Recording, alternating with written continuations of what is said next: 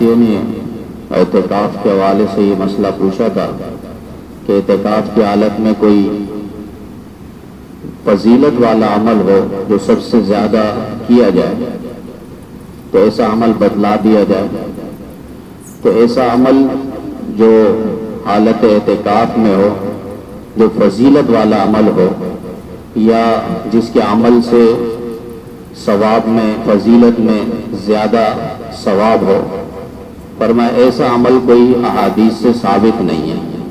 البتہ یہ ہے کہ اعتکاف مسنون کے اندر جو ہے سب سے بڑی اور بنیادی بات وہ شب قدر کی تلاش ہے، یعنی وہ رات جس رات کو اللہ تعالیٰ نے قرآن کریم کے اندر ذکر فرمایا کہ 1000 مہینوں سے بہتر ہے، لیلۃ القدر، شب قدر کی رات، جو بنیادی مقصد ہے فرمایا کہ اس رات کو حاصل کرنا، اور وہ رات حاصل ہوگی رات کی عبادات کے اندر، دن کی عبادات کا ذکر نہیں ہے، رات کی عبادات کا ذکر ہے۔ انا انزلناہ فی لیلۃ القدر وما ادراک ما لیلۃ القدر لیلۃ القدر خیر من الف شہر۔ یہاں لیلہ لیلہ لیلہ اللہ فرما رہے، رات رات رات، یعنی رات ملے گی جو رات کی عبادات کے اندر اپنے آپ کو کھپائے۔ صحابہ کرام رضوان اللہ تعالی علیہم اجمعین رات کو 3 حصوں میں تقسیم فرمایا کرتے تھے۔ ایک حصہ قیام اللیل، یعنی رات بھر نفلیں پڑھنا، ایک حصہ، اور دوسرا حصہ تلاوت، ذکر، اذکار، درود، استغفار، مناجات، اللہ تعالیٰ سے سرگوشی، اور تیسرا حصہ وہ سحری کی تیاری میں وہ لگتے تھے۔ تو اعتکاف والے بالخصوص اور ہم لوگ بالعموم اس بات کا خیال رکھیں کہ نماز جو ہے تکبیر اولیٰ کے ساتھ باجماعت، نماز فرائض باجماعت تکبیر اولیٰ کے ساتھ اس کا اہتمام ہو صف اول میں، کہ نماز ہو اور فرائض والی نماز جماعت کے ساتھ ہو، جماعت سے سستی نہ ہو، اور تیسرے نمبر فرمائیں کہ صف اول میں نماز پڑھنے کا اہتمام ہو۔ جماعت نکل گئی تو پھر فائدہ نہیں ہے، رکعتیں نکل گئی پھر فائدہ نہیں ہے، اور صف اول نکل جائے پھر اور فائدہ نہیں ہے۔ صف اول کے بارے میں تو یہاں تک فرمایا لو کنت تعلم ما فی صف المقدم لکانت القرآن، اگر تمہیں معلوم ہو جائے کہ صف اول میں کتنی نیکی ہے تو تم آپس میں لڑ پڑو کہ میں آگے جاؤں، میں آگے جاؤں، میں آگے جاؤں۔ اس کے لیے قرآن دازی کرنی پڑے گی کہ کس کا نام نکلے پھر وہ آگے آئے۔ یہاں تک ذکر فرمایا کہ اتنی نیکی اور اتنا ثواب ہے صف اول میں نماز پڑھنے کا۔ پھر باجماعت، جماعت کے ساتھ 27 درجہ زیادہ ثواب ہے۔ تو نماز فرائض باجماعت تکبیر اولیٰ صف اول کا خاص اہتمام ہو، اور جن نماز سے پہلے سنت موقدہ ہے ان سنت موقدہ کا بھی خاص خیال رکھے، اس کو پابندی سے پڑھے، اور جن نمازوں کے بعد سنت ہے ان نمازوں کے بعد فرائض کے بعد، جیسے مثلا ظہر کی نماز ہے 4 رکعت، اس کے بعد سنت ہے، یہ سنت موقدہ ہے 2 رکعت، مغرب کے بعد 2 سنت ہے، یہ سنت موقدہ ہے، عشاء کی فرض کے بعد 2 سنت ہے، وہ سنت موقدہ ہے، اس کا بھی خاص اہتمام ہے۔ اور جن نمازوں کے بعد نوافل ہیں ان کا بھی خاص اہتمام ہو۔ حدیث پاک کے اندر فرمایا یتقرب بہ العبد الی بالنوافل، کہ بندہ میرے قریب ہوتا ہے، اللہ فرما رہا ہے بندہ میرے قریب ہوتا ہے نوافل کے ذریعے۔ ایکسٹرا نماز فرض تو فرض ہے، یہ تو ذمہ داری ہے، اس کا پڑھ لینا کوئی کمال نہیں ہے، احسان نہیں ہے۔ ہم مزید جو ایکسٹرا نماز پڑھتے نوافل، یہ کمال کا درجہ ہے۔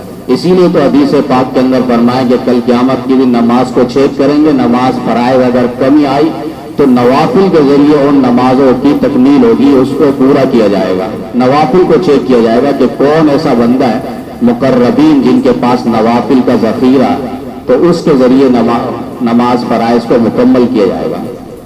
یہ خاص اہتمام ہو جو سنتیں ہیں، فرائض ہے، اور اسی طریقے سے نوافل کا اہتمام ہو، اور اسی طریقے سے جن نمازوں کے بعد تعلیم ہوتی ہے اس میں بھی خاص اہتمام کے ساتھ، شوق کے ساتھ، دلچسپی کے ساتھ، اور اعمال، علم اور عمل کے جذبے کے ساتھ تعلیم میں بیٹھنے کی بھی کوشش ہو۔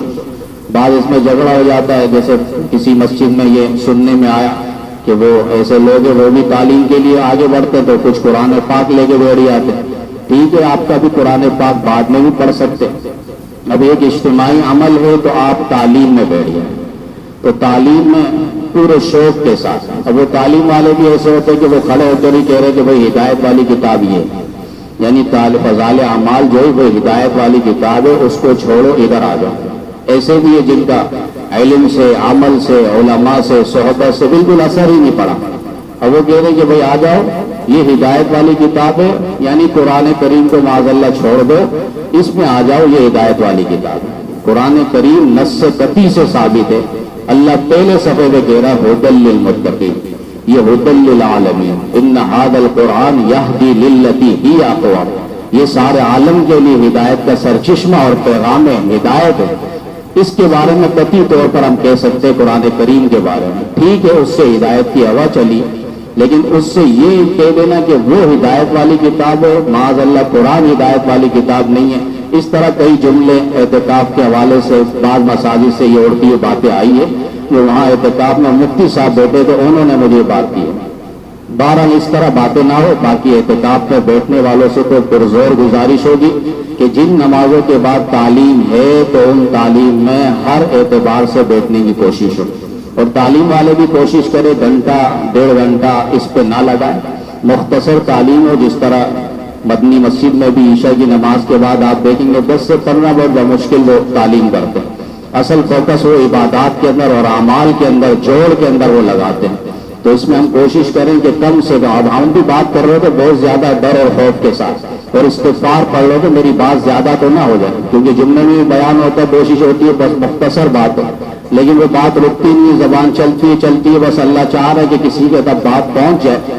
اب بعض ایسے ہوتے وہ دل شکنی والی باتیں کر رہے ہوتے ہیں کہ وہ دل چاہ رہا ہے کہ بیان سے اٹھ کے کسی اور مسجد میں چلا جائے، یعنی بیان ختم نہیں ہو رہا ابھی تک. اسی طریقے سے بات پوچھتے ہیں کہ بھئی نماز کا وقت کب ہے، جمعے کا وقت، تو ہم کہتے ہیں بھئی جب آپ آئیں گے تب جماعت ہوگی. اب ہمیں پتہ وہ آخری اذان کے بعد ہی آئیں گے، خطبے کی اذان، اسی لیے ہم نے نیلا چلایا اور مؤذن صاحب کو کہا دوسری اذان جو ہے آپ نے اسپیکر پہ نہیں دینا، باہر کے اسپیکر پہ، تاکہ ان تک یہ آواز نہ پہنچے اور وہ اس انتظار میں کڑھائی والا کڑھائی کر رہا ہے اور کپڑے استری والا استری کر رہا ہے. بس دوسری اذان سنیں گے تو پھر مسجد میں آئیں گے، بیانات سننا ہی نہیں. اس لیے جہاں بیان نہیں ہے وہاں پہ ماشاءاللہ اجتماع لگا ہوتا ہے اور وہاں لوگ جمع غفیر کے ساتھ پہنچ رہے تھے، بس 2 رکعت فرض پڑی اور وہیں سے چھٹی. اب ان سے آپ پوچھے جمعے کی نماز رکعت کتنی ہے تو وہ آگے سے یہی کہیں گے 2 رکعت. 14 رکعت کا بالکل پتہ نہیں. اور ان لوگوں کو بھی افسوس ہے وہ عصر کی نماز کے بعد بیانات لے کے بیٹھ جاتے ہیں، جبکہ عصر کی نماز کا بھی یہاں تک کہ حدیث میں ذکر ہے کہ جو عصر کی نماز چھوڑ دے وہ ایسا ہے جیسے اپنے گھر بار بیوی بچوں سب سے وہ اکیلا رہ گیا، اس کے پاس کچھ بھی نہ رہا. یعنی عصر کی نماز اتنا اہم نماز ہے، جو درمیانی نماز کہتے ہیں. بعض کاروبار میں، بعض لین دین میں، آنے جانے میں، سفر میں وہ عصر کی نماز چھوڑ دیتے. یہ تھکاوٹ میں نیند کی وجہ سے عصر کی نماز چھوڑ دیتے. تو نہ عصر کی نماز کی تو اتنی تاکید آئی ہے اور اتنی پابندی آئی ہے، اور چل جائے کہ پھر وہ عصر کے بعد ایک کاروبار کا سلسلہ آخری مرحلے پہ چل رہا ہوتا ہے تو کون اس وقت بیان کے لیے بیٹھے گا. بہرحال جو وقت ہے اسلاف کا طریقہ ہے وہ جمعے کی نماز سے قبل ہے، تو اس کا خاص اہتمام ہو اور ایک شوق کے ساتھ ہم دیکھنے کی کوشش کریں. تو اصل فوکس جو اعتکاف والوں کے لیے وہ کم سے کم بات ہو، قلیل کلام، یہی کہا گیا کم سے کم باتیں ہوں، اور اس میں زیادہ سے زیادہ اعمال کی طرف ہم دیکھیں کہ ان کی نمازیں صحیح ہے یا نہیں. اب یہ 10 دن ہمارے ساتھ رہیں گے، اس کے بعد یہ پھر 11 مہینے ہمیں نظر نہیں آئیں گے. یہ ہمارے فضائل بھی نہیں سنیں گے، مسائل بھی نہیں سنیں گے. البتہ یہ جہاں بھی نماز تو پڑھیں گے تو ان کی نماز کو ہمیں دیکھنی ہے کہ نماز ان کی صحیح ہے یا نہیں، نماز کی ہیئت اور شکل ان کی صحیح ہے یا نہیں، نماز کے لیے کس طرح کھڑے ہو رہے ہیں، ہاتھ کیسے اٹھا رہے ہیں، کہاں تک باندھ رہے ہیں، رکوع کس طرح کر رہے ہیں، سجدہ کس طرح کر رہے ہیں، اتحیات میں کس طرح بیٹھ رہے ہیں، پھر ان کی سورہ فاتحہ صحیح ہے یا نہیں، پھر 4 سورتیں کم از کم تاکہ 4 رکعت والی نماز صحیح ہو جائے ہماری. اسی طریقے سے اتحیات چلو درود شریف اس کو آئے نہ آئے، درود شریف کی بات کی دعا آئے نہ آئے، نماز ہو جائے گی اتحیات پڑھ لینے سے. اتحیات واجب ہے. اب اتحیات پورا مکمل اسے آئے، دعائے قنوت اسے آئے، نماز جنازہ کی دعائیں آئے. یہ اہم بنیادی جو نماز کے ایک لحاظ سے روح ہے اور نماز کی ایک لحاظ سے جان ہے اور حقیقت ہے. تو نماز کے اندر ہمیں زیادہ فوکس کرنا ہوگا اور دیکھنا ہوگا کہ کس کی نماز صحیح ہے اور کس کی نماز نہیں ہے، اور کس کی صورتیں صحیح ہے یا نہیں ہے، ان چیزوں کو ہمیں محنت کرنی ہوگی۔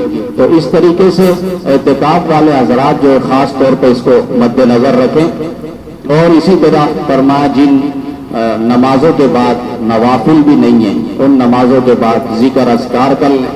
مثلا ابھی اس وقت اشراق تک کوئی نفل نماز نہیں ہے، تو اس وقت ذکر اذکار ہے یا تھوڑا بیان ہے یا اسی طریقے سے قرآن پاک کی تلاوت ہے، اس کو جگہ لے۔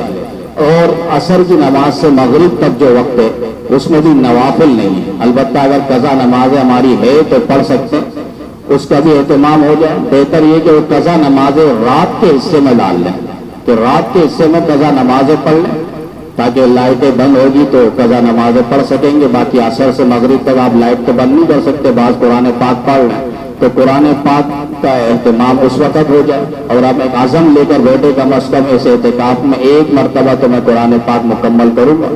بعض 2 مرتبہ کر رہے تو اور اچھی بات ہے، بعض 10 پارے پڑھنا اور اچھی بات ہے۔ ایک ماحول کے اندر ہیں، اور ساتھ ساتھ فرمائیں کہ رات کو بھی ہم دیکھ لیں کہ تراویح 10 بجے ختم ہے، 10 سے لے کر سحری تک تقریباً اگر 6 گھنٹے بنتے ہیں تو 3 گھنٹے آرام کر لیں، اور 3 گھنٹے آخری کے جو ہے اس میں صحیح سے اللہ تعالیٰ سے مانگ لیں اپنے آپ کو، ہمارے لیے، محلے والوں کے لیے، مسجد والوں کے لیے، پورے کراچی والوں کے لیے، پاکستان کے لیے، بلاد اسلامیہ کے لیے، سب امت مسلمہ کے لیے ان میں دعاؤں کا بھی خاص اہتمام ہو۔ رمضان مبارک میں جہاں اللہ تعالیٰ نے روزوں کا ذکر کیا، دیگر اور عبادات کا ذکر کیا، وہاں اللہ تعالیٰ نے دعاؤں کا بھی ذکر کیا۔ اب ہم دعا مانگنا اس کو عبادت نہیں سمجھتے، جبکہ دعا مخ العبادت، دعا عبادت کا ایک لحاظ سے مغز ہے، حدیث پاک کے اندر ہے۔ تو ہم دعاؤں کا بھی اہتمام کریں، ہاتھ اٹھائیں گھنٹے گھنٹے اللہ تعالیٰ سے مانگے۔ جو مانگنے کا طریقہ ہے کہ اللہ جس طرح آپ نے رات کو بدل دیا، دن کو رات میں بدل دیا، اللہ میرے حالات بدل دے، یعنی موقع کے حساب سے ایسی باتیں ہوں جو اللہ بھی کہہ دے واقعی بندہ مجھ سے مانگ رہا ہے اور مجھ سے مناجات کر رہا ہے، اللہ کس طرح کایا نہیں پلٹے گا۔ تو دعاؤں کا بھی خاص اہتمام ہو، مناجات ہو، دعا مانگنے کا طریقہ ہو۔ بعض تو دعا ہو رہی ہوتی تو وہ ہاتھ بالکل یوں نیچے رکھتے ہیں، یہ تو کوئی پرانا انداز ہے کہ ہم مانگیں گے نہیں اللہ تو اس سے ہاتھ اٹھا کے نہیں مانگیں گے، ہمیں شرم آ رہی ہے۔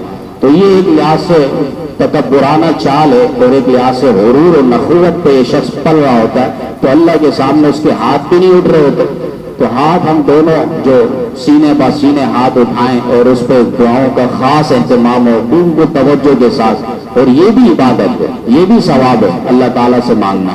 فرمایا کہ بندوں سے مانگے تو بندے ناراض ہوتے ہیں، اور اللہ سے نہ مانگے تو اللہ تعالیٰ ناراض ہوتے ہیں۔ تو اللہ سے ہم زیادہ سے زیادہ مانگیں، اور اس راتوں کو بالخصوص طاق راتوں کو ہم اللہ سے لو لگائیں، مناجات کریں، اپنے لیے بھی مانگیں، امت مسلمہ کے لیے بھی مانگیں، اور یہ بھی کہیں کہ اللہ آج ہم تیرے گھر پہ آ گئے، مجاور بن گئے، پڑوسی بن گئے، آئندہ 11 مہینے جو ہے ہماری زندگی اسی طرح، اور پوری زندگی ہمارا اسی طرح اعمال کے اندر، نمازوں کے اندر، عبادات کے اندر اپنی رضا والے اعمال کی طرف ہمیں متوجہ رکھنا، ہمیں دوبارہ غافل اور بے پرواہ لوگوں میں شامل نہ فرمانا۔ اللہ تعالی ہم سب کو عمل کی دولت نصیب فرمائے۔